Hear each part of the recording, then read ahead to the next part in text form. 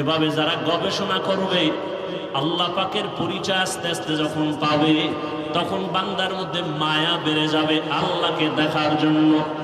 আর বান্দা তখন খুঁজবে আমি আসল মালিকের কোথায় পাই। ইয়া ইলাহি তু মেরা মাবুদ হে, ইয়া ইলাহি তু মেরা মাশুক হে।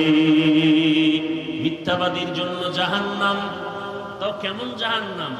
ওয়াইল নামক জাহান্নাম। জাহান্নামের স্তরের মধ্যে মারাত্মক ভয়ঙ্কর জাহান্নাম হলো ওয়াইল নামক জাহান্নাম। মারাত্মক। জান্নাতের মধ্যে শ্রেষ্ঠ জান্নাত জান্নাতুল ফেরদাউস, আর ভয়ঙ্কর জাহান্নাম ওয়াইল। কার জন্য? কয় মিথ্যা যারা বলে তাদের জন্য।